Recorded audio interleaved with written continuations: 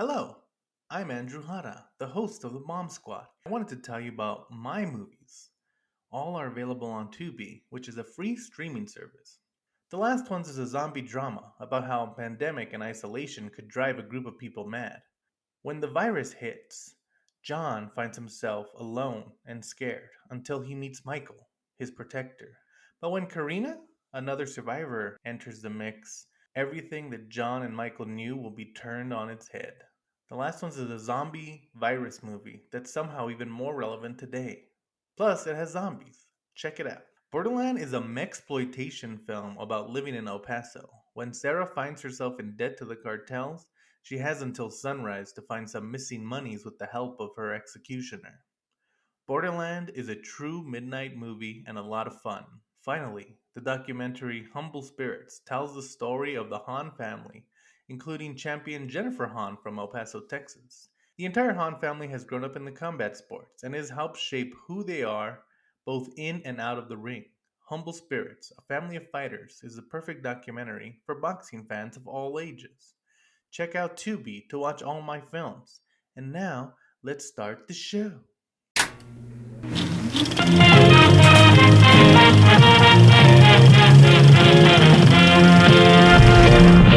Hello, everyone. Welcome to the Bomb Squad.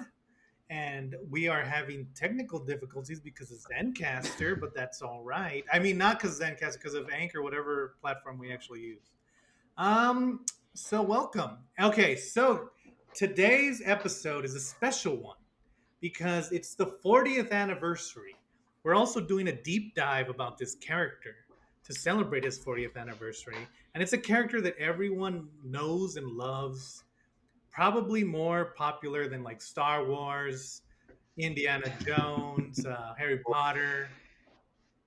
It's He-Man, and Master It's a special one to of the you universe. It's a special one to everyone in the world. And look, we have a special guest. It's He-Man from No, 1983. and Battle And Cat. I'm glad well, he could I mean, make they come it. together, obviously. Fake fan over here. But yes, today we're talking about what really happened? yeah. Today we're talking about the uh, movie version of He-Man, 1986's. Hold on, we had to shut everything down. Oh, 1987's Masters of the Universe, starring Dolph Lundgren, Frank Langella. That's about it. Oh, Courtney Cox. Courtney Cox. Courtney Also. Cox. Oh, and Meg Foster, who's great in everything Yeah. because of her eyes. It's directed And by. a character named Kevin Corrigan, but not the actor Kevin Corrigan. I saw that too, and I was like, really? Is he in this? There's also. Yeah. I want to say that there's also someone named John Cryer, but it's not the John Cryer from like Sweet 16 and stuff. It's just another guy named John Cryer who looks kind of like him. Um, okay, so this is directed by Gary Goddard. It was written by David Odell. We'll talk about this a little bit later. It was made in 1987 at the tail end of the craze for He-Man, and it did not do very well for many reasons. It essentially killed the entire brand for at least for a little bit, and then it came back stronger than ever. Nothing says strong brand like Kevin Smith and Netflix animation.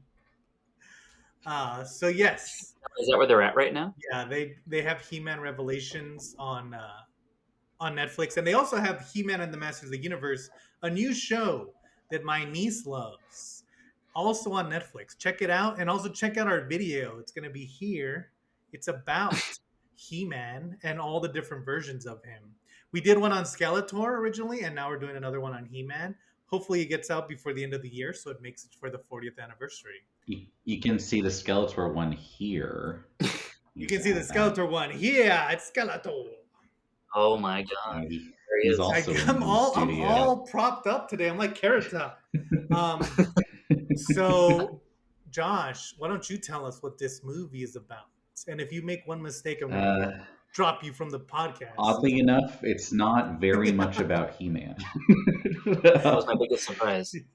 A girl mourning the death of her parents in a small town is encounters He-Man and the Masters of the Universe and is very surprised.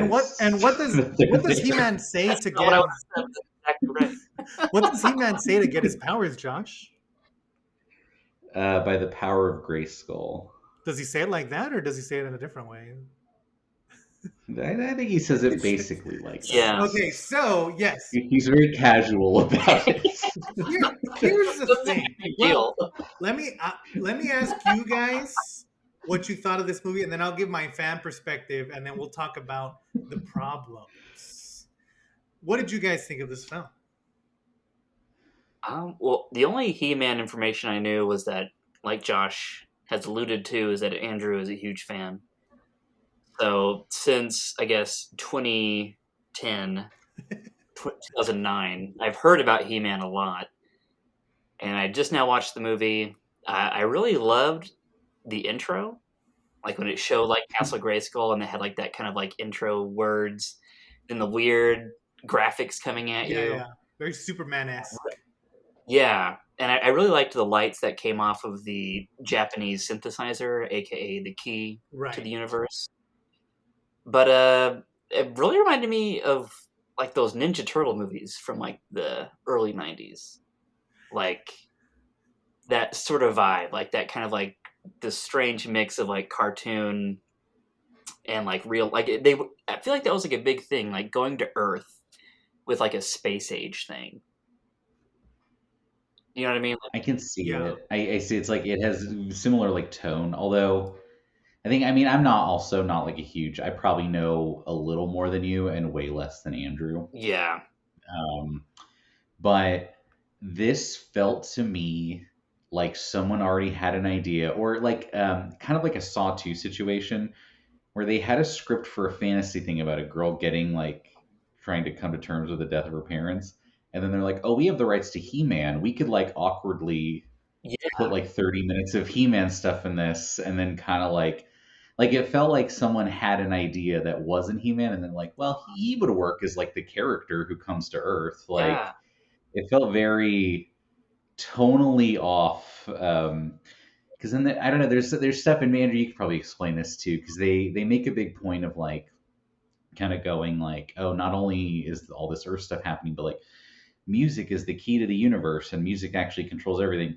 That felt like a thing the movie thought was interesting, not a thing that's ever come up in like He-Man before or after this. Right. Yeah. But maybe you can clarify. Okay. There wasn't really any He-Man lore, like you're saying. Like I feel the same. Like I haven't watched any episodes of He-Man ever, and I really had no idea. Like besides like memes and just things that Andrew's told me, like I didn't really know what was going on with He-Man at all. Like I totally think Josh is on point. Like this definitely is, I didn't even think about that, but I feel like that's very possibly true. Yeah. So yeah, I think it's okay. Here's the thing.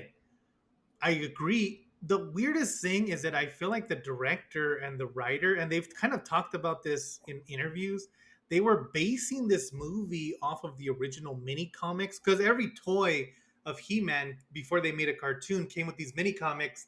They kind of explained the lore and the ideas, and it was very different from what eventually became the cartoons. And so one of the things is like He-Man doesn't have an alter ego. He's just like a barbarian guy who has a power sword. And then Skeletor is just like an evil guy, and they just kind of fight every once in a while, which is kind of what this movie says, where the power sword just gives you more power. But in the cartoon, He-Man's like Prince Adam. He's essentially like Batman, where he has an alter ego and he pulls out the power sword and he turns into He-Man. And so Prince Adam looks like a 16-year-old kid, and He-Man looks like an adult, because it's like a Shazam situation. The weird thing to me is that they're basing this off of, it'd be like if they made a movie about Batman today, but they based it off of the original comics where Batman had like a gun and would just shoot people and stuff. Like, why would you base it on the least popular version of the character when you have, like, when people, like, nobody was going in there expecting the comic books. And so for the longest time, like, before I found this out, I just thought that the guy was just bad at his job and, like, adapting He-Man. And, like, I appreciate it more now that I know that it's based on the mini comics, but also it's like, why would you do this? Why would you base it off of? Yeah, that's so weird.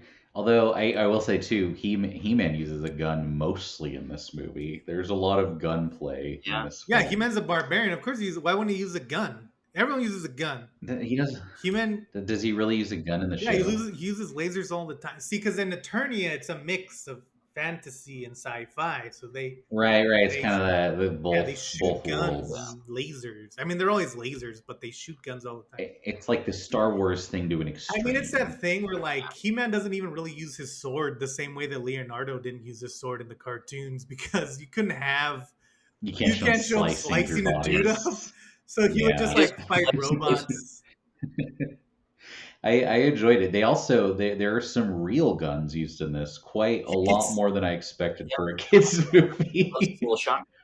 Okay, so the story is that they're on Eternia. Skeletor, the evil wizard, has taken over, and he has access to Castle Greyskull, which is the center of the universe that has all the power of the universe. And so, can I ask one question? Oh yeah, go ahead. So is Eternia? Are we in Eternia, or is Eternia a different thing, or is Eternia like the dimension that we're in, or something? No, it's a different planet at the center of the universe. And that's where essentially it's where the Big Bang happened, and so all the resounding power got stuck in that planet, and that's how He-Man's able to use the sword as a conduit. And hence the power of Castle Greyskull. Right. And so Skeletor is trying to harness his power, and he can only do it on a full moon or at a certain day. And so he's waiting for it to happen. And the keeper of Castle Greyskull is a sorceress, and he's imprisoned her, and he's slowly also feeding power off of her. And so the way that Skeletor's been able to do this is there's this little troll called Gwildor who's made this magic key that he can transport you anywhere. It's like Rick and Morty's like transportation gun. And so you're able to zoom past everything. And so Gwildor has another key, and in their battle, they like, oh, let's just go wherever we have to escape. And so they escape, and they send them to random planet, and it happens to be a planet called Earth. And that's where they meet the boring kids, and they do boring things. Can you also say, as a fake fan, I don't know anything like much about He-Man, but why wasn't Gwildor just Orko from the show? Like, not only is he hideous, but we already know that Orko would look good because Jawas look good. You know what I mean? Like, it would have been so easy. Well, and see, this becomes... He fulfills the same role, you know? This becomes a major problem with the movie. Well, there's two... Like, if you read the trivia, there's so many, like, problems with the production where, like, all of the bad guys, like, eventually they introduce Blade, Beastman, two other characters, like the snake guy, and then, like, the witch girl. The only one that's from the cartoon is Beastman. And the reason that is because they wanted to kill some of these guys off, but Mattel was like, you can't kill off our characters. And so they had to create new characters to murder. But isn't it like most of those guys are just off-brand versions of they didn't like it's like they have like a Cyclops with a sword. Didn't try that hard. Like and so it's like if Batman fought the Jester instead. And to me, like the biggest Blade, like the vampire guy? No, Blade was the guy with two swords, and he's the bald-headed guy. Oh, just a different. Okay, yeah. Gotcha. And so to me, that's the biggest problem with this film, because like William was saying, like all this stuff in Eternia is pretty cool, or at least it's going for something original. But then they get to Earth, and it becomes this kind of weird. We focus so much on Courtney Cox's character, and it's like they did, according to everyone, they did this to save money. But it's like, how is filming on location in California less expensive than like just filming in the desert? And you could have had him like run into a monster, and then they fight like in a random caves, or like, I don't know. It just doesn't seem like that cost effective. It takes you out of it. They don't really do enough to like make the world like that interesting to like they don't make Earth cool. Like they make Earth like just like kind of whatever. And so it's like like I was definitely into it when it was just in space or at a different planet.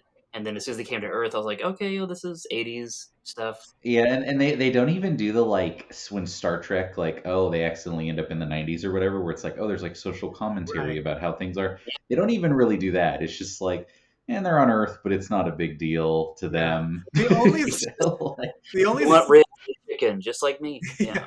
The only social commentary they do is that everyone on Eternia is a vegetarian. And so they've never. Yeah, but Yeah. But it doesn't even that like it's such a weird scene because they like Courtney Cox works in like the best fast food restaurant because it sells hot dogs, burgers, fried chicken, ribs. I yeah. was like, where is this place? I want to eat there. They also like they kind of do, and I did enjoy this dynamic. I don't know if it's true to like the cartoon or whatever, but like He-Man's kind of like the leader. Tila's like super hot headed and down to just kill anyone they meet. No, that's Yeah. from the She's cartoon. like has her gun Yeah. ready. Um, but then she's the one like horrified that people eat meat too. Yeah. Like the most. Well, and I like that scene, but it doesn't make sense because she's like, why do they put the food on these little sticks? And then Man at Arms, who's her dad, is like, oh, these are rib bones. We're eating meat. Yeah, it's like, did they phase out ribs when he was a kid? Yeah, like how long have they phased out food where she's never even, and it's all like watching it this time, it's like, Tila, you've never seen an animal eat another animal? Like, Right, yeah. It was very like that was a joke for one scene that they thought yeah, nothing they about. didn't think Yeah. about it at all. And All that vegetarian bullshit. yeah. And then So- it is like I don't know why they've turned him into Gwildor because again, like they had like Gwildor has a full head prosthetic, and Orko, who's Yeah. essentially like the Gwildor of the cartoon, he's just like a guy with a cape, and you can just see his eyeballs. So he's essentially a Jawa. Right, I'm saying like, yeah, just a Jawa with a hat, and it would have been cute and funny, whereas like Gwildor's hideous. Yeah, you could have got like a little kid voice, to play Orko to like kind of. Yeah, and he fulfills the same role because he's the super magical one who's a bit like clumsy, Yeah. right? Like it all fits. It's the same character. Not only that, but I feel like coming from Orko, who's kind of like a kid, you wouldn't mind Wildor being so dumb, but he's like an old dwarf man, and you're like, why can't you figure out like basic human things? Like Yeah. Right. and here's the other okay, so they're trying to save money, so they don't want it to be on like they don't want it to just take place in Eternia. But then there's like a scene where like, okay, so every time you press the key, it gives Skeletor like an indicator of where you are. And so he can feel like if you play with the key enough, Skeletor can pinpoint your location and get there. And so that's what he's trying to do. And Skeletor feels it, and they go into this secret room that has like a giant map of the entire universe. And Skeletor's like zoom in, and then they zoom in. It's like, okay, how about you don't build this set and you just have him look at an orb, and then you have the rest of the movie not take place on Earth? Like, what the hell? Like, why would you build this gigantic set for one scene? I know. And it definitely seems like a mismanaged. Skeletor is the best part of this movie, though. Let's that was Frank Langella. Is that who played Skeletor? It's Frank Langella, and it's in his. Frank Langella has said numerous times this is his favorite role that he's ever played. Really? It is funny because my wife has never seen this and didn't watch it with me, had no interest. But she was looking over like the like IMDb for it. She's like, "Oh, Frank Langella, he's like a real actor." I'm like, "Yeah." I felt when I saw the credits, I was like, "What?" Well, and the other thing is like Dolph Lundgren, who plays He-Man, and this is like his first role. He doesn't even do that bad a job. Like he does adequate. Yeah, they just don't really give him lines or anything. Yeah, he has no He's character. not. You don't even know who He-Man is. Yeah, he doesn't like. Yeah. Because it's almost like He-Man's always the afterthought of like whenever there's one scene. So Skeletor sends Beastman and his mercenaries to go find the key, and that they run into Courtney Cox and they like attack her, and He-Man gets in the way and saves her. And like that's really the only scene where He-Man talks to anyone other than Skeletor. Yeah. Like every other scene, everyone else is interacting with the girl, like with Courtney Cox, with her boyfriend, with the cops. And it's only He-Man only talks to Skeletor. So again, he doesn't really say any jokes. Like you don't get a sense of his personality, like William was saying. Yeah. And so he's just like generic hero guy. Yeah, he's a good guy. He's Yeah. just He-Man. That's what I'm saying. Like it's a little, but Skeletor is good. He is. Well, see, and like they got watch like there's a scene at the beginning where Skeletor's talking about the sorceress, and he's like he's saying like he's gonna take all her power and like kill her, and then Man at Arms is like, you dare threaten her life? And then he goes like, I dare anything, I'm Skeletor. It's like why don't you give these lines to everyone? Because these lines, like, they're cheesy and fun, and you Yeah, want everyone hamming it up when you have characters like Man at Arms and Tila fighting Beastman Yeah, like yeah, Sakaar, you it know? it's so yeah, it's so like that. Then that's when they hit it, and it's like, I dare anything. I'm Skeletor, and then 15 minutes later, I just wish my parents hadn't died in that plane crash. It's yeah. like, tonally, what is Yeah. this movie? you know. Feel or do I not feel like I don't know what to do while I'm watching this? By the way, I assumed that her parents dying in the plane crash would just be a brief part of her backstory to show that she's tumultuous. It comes up a It's lot. It is a Yeah, focus of Yeah, the because she's film. quitting her job because she's too yeah, sad to live in her house. Her boyfriend, like, was the one who was like, "Hey, you should ditch your parents today," and that's when she crashed. And then the whole yeah, time she's just sad about her parents. And then even like at one point, Evil Lynn assumes the identity of her Pretends to be her mom dead mom. to get the Yeah, key from yeah. her, and Which it's doesn't feel like it's from He-Man it's at such a all. Like, horrible thing to do.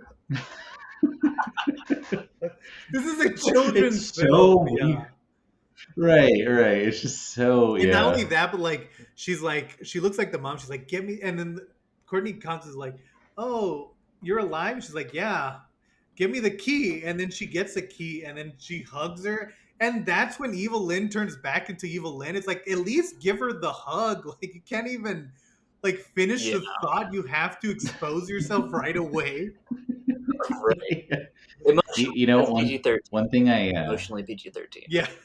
oh yeah, no, it's yeah, it's very dark at times. I did like though, because the whole like plot is like her boyfriend finds the Her time portal boyfriend, the gun, magician, a musician. and thinks it's a Japanese synthesizer, and it works like a synthesizer.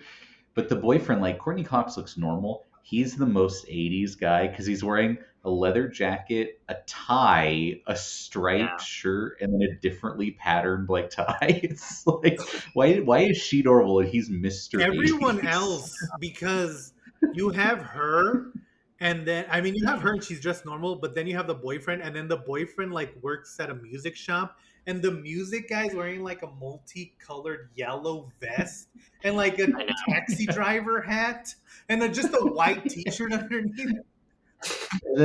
There's a detective in like a floor length leather duster who like follows them throughout the And there's film. just a pink Cadillac parked outside the music shop that they just Yeah. take. But see, and like that's like one of those things too, where it's like if you're gonna do this like, oh, He-Man weird fish out of water thing on Earth, that could work. They don't do that. The idea that like his like magic guy soups up a super like Cadillac and makes it like a magic like supercar, that could be cool to see He-Man riding around in it. It's like 30 seconds of the movie, Yeah. this car, and you never see it again. It's like, why even do it then? Like, Well, and it's But in- it's just wasted opportunities, you know? it's that thing where and that's why I was saying you could have just done this, like, go to fucking Europe and use like one of their many old castles, because like they don't, other than Courtney Cox and the boyfriend, they don't run into any other people. Like, they run into two people, and it's like, why are you bringing them to Earth if they're not even going to interact with, like, there's not even a scene where like Beastman runs into like a little kid or something, like the kid thinks he's trick-or-treating, or like there's so many things you could have done. There is a scene where they almost murder a security guard, Yeah. but that could have just happened on Yeah, Eternia, exactly. That's what really. I'm saying. Like, everywhere. they obviously didn't spend money on the like people, and so like you could have just done this anywhere. Like, just do it in the desert.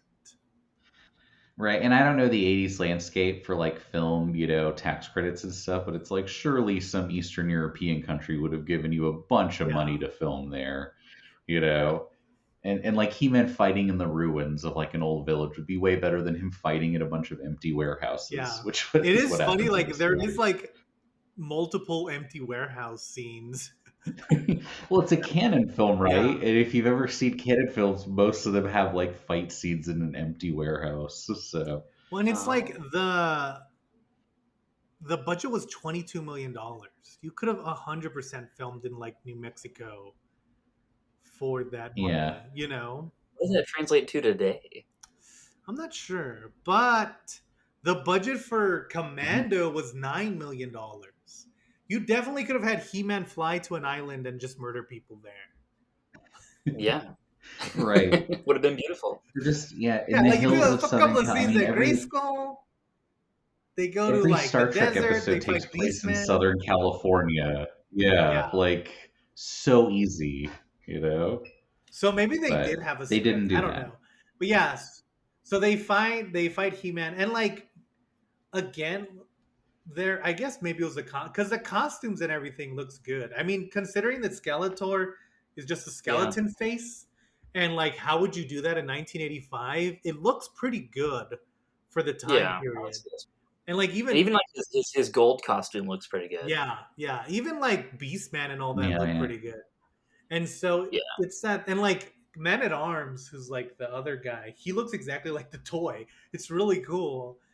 So Yeah. I don't know. They definitely spend all their money on makeup for sure Yeah. and uniforms. It's got to be like frustrating Real. though to be like, oh, here's what they got right, and then why didn't they just get the rest And right? I think that's the biggest thing. Right. Yeah. Because to me as a fan, like if the middle part didn't exist and it was like a different place still in Eternia, even if they had just gone off of this weird we're doing the mini comics, I wouldn't have minded it because it would have been still a pretty cool action adventure film starring He-Man. Yeah. But it's just like so much of the film takes place on Earth with Courtney Cox. Like they, Yeah, and even like flipping that though, a movie about a girl's dead parents where it's just all about her, and then at the very end it gets all fantasy. That could have been an interesting movie on its own. That's not He-Man, Yeah. but they don't even go all the way with that. It's like two halves of Right. That's almost like Labyrinth in a way. right. Like more expanded. yeah. But like, as soon as you said that at the beginning of the podcast, I was just like, wow, that's fucking exactly what happened. Like that's such a good explanation. Well, no, I guess I don't know if it requires an explanation, but when you said that, that was just like that's exactly what could have happened here. Like Yeah, they really they had this idea in the back of their head about the Courtney Cox thing, and then yeah, they're like, I could fit He-Man into this. Yeah. Well, I could do it's both. kind of like if you watch Aliens and you have Ripley run into Newt, like there's that thematical connection where Ripley just lost her daughter and Newt's like her surrogate daughter, and then Ripley has to go up against the mom alien, the queen alien, who's like the mom, and they're both protecting their families in a way. And so thematically, they're mixing and moving. But like the fact that Courtney Cox's parents are dead doesn't really work in the story thematically. It's just like a part of the story. It doesn't fit anything else. Yeah.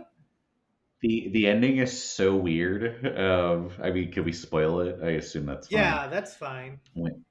Where they finish, they defeat Skeletor ultimately, and then Gwilder's like, all right, Courtney Cox and her boyfriend, whose name I don't remember, we're going to send you back to Earth. We can send you wherever. She's like, no, just send us back to the normal time. But then he sends her back to the morning her parents died so she could stop them from getting on that plane. And it's like, that was an option? Yeah. Like, that was just something that could happen the whole time. You know what I mean? Before we get here, can we go back to the day before he got to Greyskull? Yeah, exactly. Like, you could go back in time. Why don't you just do that immediately and go back before you gave it to Skeletor? It's like that Whitest Kids You Know sketch where he has brain cancer and then he just orders a meal at a restaurant that cures brain cancer, and he's like, okay. It's like, I didn't even know this was part of it. Well, and I do like that she's like, Gwilder's like, oh, I can send you to any time or space. And then she's like, no, that's okay. And then she's like, oh, wait, actually. And it's like, wait, you forgot? You forgot your parents were dead? Talk of your superpowers. Yeah. And so like, then she like goes and saves her parents, which again, I don't want to talk too much about a movie that I've made, but I will say, if you're going to make a movie about grief, you probably shouldn't have the ending be like, oh, maybe a wish will fix everything. Especially if you're catering to children. Like, imagine if some kid who like lost his parents 2 years ago saw this movie. He's like, oh, you can't. It can't get better if you just go on a magical journey. Just need a musical boyfriend and everything will be fucking fine. There is also this weird the cop gets like a mini arc that doesn't really make sense because he's like, this is crazy, I don't believe it. Even as monsters are shooting at him, he's like, this is all fake. He gets transported to Eternia. He immediately starts just shooting Skeletor's guys with a shotgun, which I appreciate because I feel like you would not see that in a kids movie.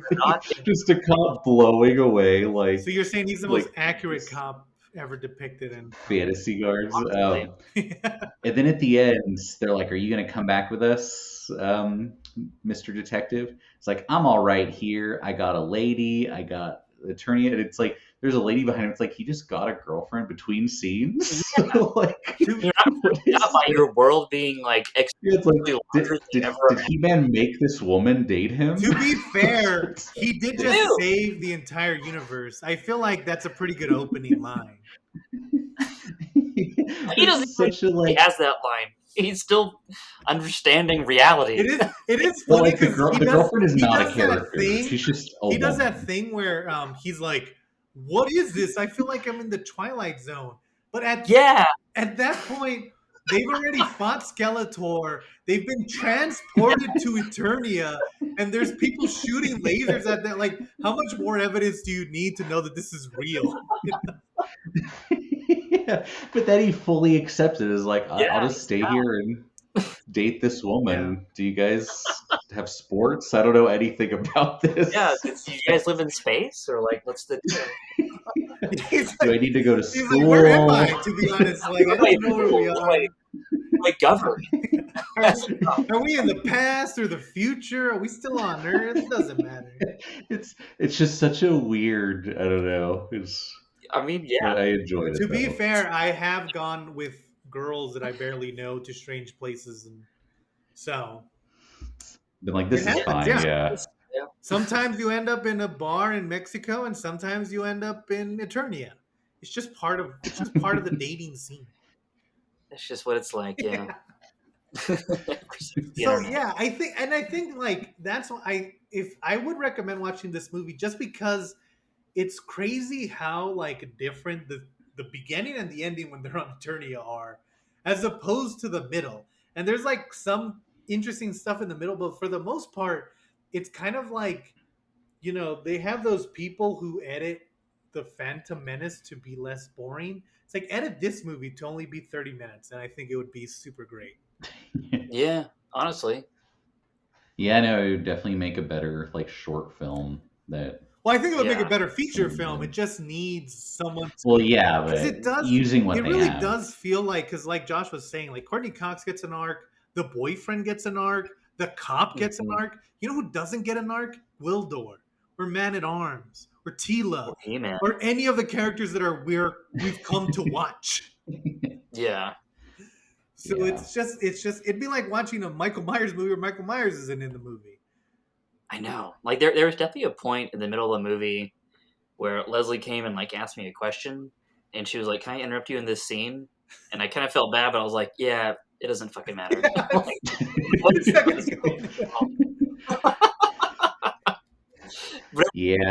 I definitely there. Like, I spaced out a lot in the middle. I'm not gonna lie. Yeah. I'm like, oh, I guess here's the record store guy again. And see, that's the thing. I don't remember the part where Evil Lynn was the mother. Like where she played Courtney Cox's mom. That sounds fucked up, and I believe that it happened. It's such a short, and that's the other thing. It's such a short scene for the impact that it should have on these characters. Where it's like Courtney Cox should be traumatized after that, but she's more traumatized when they shoot the snot at her leg than anything else. That's like what's so funny about like 80s movies is like just like how we think about trauma now. Yeah, like it's just so different. Like there was back then, no one gave a shit about like anything, and so like this musician gets attacked by like a big beast man, and he's just like, "Oh, that's crazy. I don't care." Yeah. And now it would be like, you know, years of therapy, like how it would actually be. Like just like we were talking about with the cop a second ago, like he should be freaked out. Yeah. But it's like, this is fucking 80s, dude. No one gave a shit about anything. Well, and it's the thing where like Beastman and the mercenaries destroy the entire high school, and they put one cop on it. Right. There's no other cops on this investigation. Like the National Guard should be there at that point, like gunning down Skeletor's men. And at one point Skeletor comes in a giant ship and he's just going through downtown, and there's nobody there to react other than He-Man. Yeah, the mall is still open. Yeah. Don't worry. Not only that, like they get in so many shootouts in this town, like in the Yeah, so they streets. just don't really care. Where are they? I think they're outside of California because at one point I think they say something about going to LA. Oh, I think I remember that too. Yeah. Yeah. And so, and I mean, it's clearly filmed in California, but I don't know. If It's like Encinitas. Probably. Yeah. Just in Pasadena. This is what goes on in Pasadena. Kind of shitty and abandoned like Although that. now that I'm thinking about it, they might have shot this in Pasadena. It looks very Pasadena-like. Yeah. Could be. And if it did take place in Yeah. Pasadena, I could see people not. Pasadena closes at like 5 o'clock. So I could see Yeah. Skeletor rolling through the center of the city and nobody paying attention. Yeah, and I think like Frank Langella's performance is so good. Like he manages to take all these lines. Like at one point he tells He-Man, he's like, "You're lonely. Does your loneliness and good like reflect on the loneliness of evil?" And it's like, Yeah. who gave you? Did you make these lines up? Because Yeah, I remember that line too. That was a good fucking line. I was like, Yeah, damn. there's this dynamic there that they hint at between them. It's like, oh my god, you could have made the whole movie this. Just do the whole movie He-Man or Skeletor chasing He-Man. We would have appreciated it. Yeah. But either way, I think it's worth watching. It's a fun time. I'll never say anything bad about He-Man, and watch our other shows. And yeah, I think especially like I wouldn't say if you haven't seen He-Man stuff to watch this first because you're gonna be super confused about everything. But watch the Netflix show. It's on right now. It's great. Yeah. Any last thoughts about He-Man and the Master of the Universe, guys? I'm glad that I kind of have been able to see something that has been mythologized to me for a long time. Yeah, to see a glimpse in that world. Yeah. I wish it had been a little different, maybe, but it did tie a lot of things together, and for that, I appreciate He-Man and the Master of the Universe. Yeah, and if you want to see more He-Man, check out our video on Skeletor and He-Man. He's right here. What are you doing, He-Man? I'm gonna like and subscribe. Oh, cool. That was an extra treat for you guys. We're gonna be doing a lot more toys. We're gonna do a lot more toys on this podcast. Well, welcome to the new year. You only have He-Man toys, so you're gonna have to fit them in a lot. I'm gonna be like, Hellraiser. I think he's raising the power sword. Whoa. It would be funny though if you had like I Saw the Devil toys. It's like, how did you even get that? Here's the cannibal guy. Did you make those?